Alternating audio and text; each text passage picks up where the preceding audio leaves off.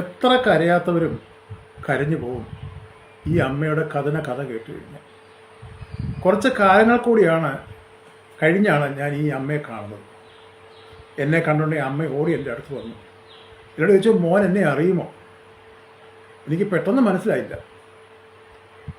ഞാൻ അല്പം ആലോചിച്ചപ്പോൾ എനിക്ക് മനസ്സിലായി, അയ്യോ എൻ്റെ ചങ്ക് തകർന്നു പോയി അമ്മയെ കണ്ടപ്പോൾ. എത്ര മിടുക്കിയായിരുന്നു. എല്ലാം പണികൾ ചെയ്ത് മക്കളെ പോറ്റി വളർത്തിയ ഒരമ്മ. ആ അമ്മയുടെ ഇന്നത്തെ അവസ്ഥ വളരെ ദയനീയമാണ്. ഈ അമ്മയുടെ ഭർത്താവ് മരിക്കുമ്പോൾ ഈ അമ്മയ്ക്ക് 2 മക്കളാണ്. ആ മക്കൾ കുഞ്ഞുങ്ങളാണ്. ആ കുഞ്ഞുങ്ങളെ പട്ടിണിയില്ലാതെ ഈ അമ്മ പല ജോലിക്കും പോയി. പാടത്തും പറമ്പിലും പണിക്ക് പോയി. കണ്ടവൻ്റെ വീട്ടിൽ പാത്രം കഴുകാൻ പോയി.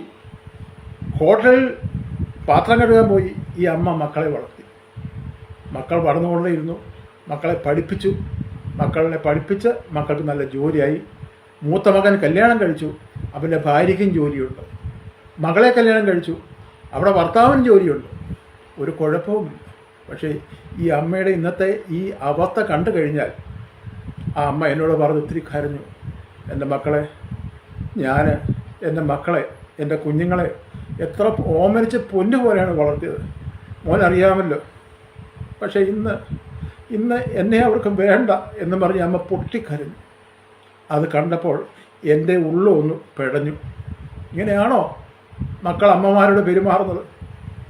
കുഞ്ഞുങ്ങളെ താഴ്ത്ത് വെക്കാതെ, തറയിൽ വെക്കാതെ വളർത്തിയ ഒരു അമ്മയുടെ ഇന്നത്തെ അവസ്ഥ എത്ര കഷ്ടമാണെന്ന് നോക്കണം. കാരണം മൂത്ത മകൻ ഗൾഫിൽ പോയി. അവൻ്റെ ഭാര്യ നാട്ടിലവർക്ക് ജോലിയുണ്ട്. എന്നാൽ ഈ മകൻ ഒരു വീട് വെച്ച് കഴിഞ്ഞു. കാരണം ഇവർക്ക് പഴയ വീടായിരുന്നു.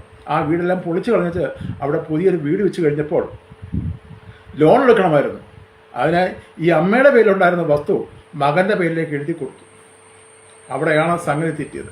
മകൻ്റെ പേരിൽ വസ്തു എഴുതി കൊടുത്ത് കഴിഞ്ഞപ്പോൾ മകൻ്റെയും മരുമകളുടെയും സ്വഭാവം മാറി. പിന്നെ ഈ അമ്മയോട് അവർക്ക് ആ പഴയ സ്നേഹമല്ല. പിന്നെ അമ്മ ചെയ്യുന്നതൊന്നും അവർക്ക് ഇഷ്ടമല്ല. അമ്മ പറയുന്നത് ഇഷ്ടമല്ല. അമ്മ ധരിക്കുന്ന വസ്ത്രം അവർക്ക് ഇഷ്ടമല്ല. എപ്പോഴും അമ്മയെ ശകാരിച്ചുകൊണ്ട് കുറ്റപ്പെടുത്തിക്കൊണ്ടിരിക്കും. ഈ അമ്മ ഇന്നും ആ വീട്ടിലെ ജോലികളെല്ലാം ചെയ്യും. ആ അമ്മ പറയാണ്, എനിക്ക് സഹിക്കാൻ വയ്യ മോനെ, എനിക്ക് സഹിക്കാൻ വയ്യ. ഞാൻ എൻ്റെ ഒരു ബന്ധുവിൻ്റെ വീട്ടിൽ വരെ പോയിട്ട് ഞാൻ വരികയാണ്. അവിടെ ചെന്നപ്പോഴും അവരെന്നെ വഴക്ക് പറഞ്ഞു. നീ മക്കളെ ഇത്ര പൊന്നുപോലെ വളർത്തിയല്ലോ, ഇന്നെന്നാ പറ്റി? നിൻ്റെ മക്കൾക്ക് നിന്നെ വേണ്ടായോ? എൻ്റെ മൂത്ത ആങ്ങളുടെ അടുത്താണ് ഞാൻ പോയത്.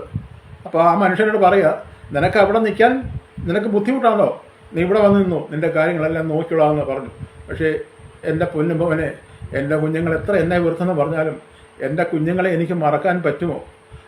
ഒരു ദിവസം അവരെ കണ്ടില്ലെങ്കിൽ എനിക്ക് ഉറക്കം വരത്തില്ല. എനിക്കതുപോലെ സങ്കടമാണ്. പക്ഷേ അവർ എന്നോട് പെരുമാറുന്ന പെരുമാറ്റം അതെനിക്ക് സഹിക്കാൻ വയ്യ. അതെനിക്ക് വളരെ വേദനയാണ്. കാരണം ഞാൻ അതുപോലാണ് അവരെ വളർത്തിയത്. ഈ അമ്മയുടെ സങ്കടം കേട്ട് ഞാനും അടുത്തിരുന്ന് കരഞ്ഞു. ഞാൻ പറഞ്ഞു, പോട്ടമ്മേ, സാരമില്ല.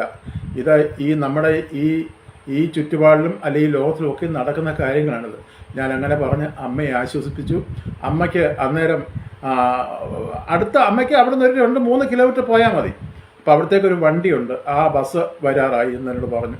അപ്പോൾ അങ്ങനെ പറഞ്ഞപ്പോൾ ആ ബസ് വന്നു. എന്നോട് പറഞ്ഞു, മോനെ ഇനിയും കാണാം, ഞാൻ പോട്ടെ എന്ന് പറഞ്ഞ അമ്മ എന്നോട് യാത്ര പറഞ്ഞ് അവിടുന്ന് പോയി. എൻ്റെ മനസ്സിൽ നിന്ന് ആ ഒരു രംഗം മാറുന്നില്ല. നോക്കിയേ, അത് ഞാൻ പറയാൻ വന്നത്, ചിലന്തി മുട്ടയും കൊണ്ട് നടക്കും അതിൻ്റെ നെഞ്ചത്ത് അടുക്കി പിടിച്ചുകൊണ്ട്. പക്ഷേ ആ മുട്ടയ്ക്കകത്ത് കുഞ്ഞുങ്ങൾ ഇരുന്ന് വിരിഞ്ഞു കഴിഞ്ഞാൽ ഈ തള്ളച്ചിലന്തിയെ ആ കുഞ്ഞുങ്ങൾ തിന്നു തീർക്കുകയാണ്. അങ്ങനെയാണ് അതിനകത്തിരുന്ന് വളരുന്നത്. എന്നതുപോലെയാണ് ഇന്ന് പല മക്കളും.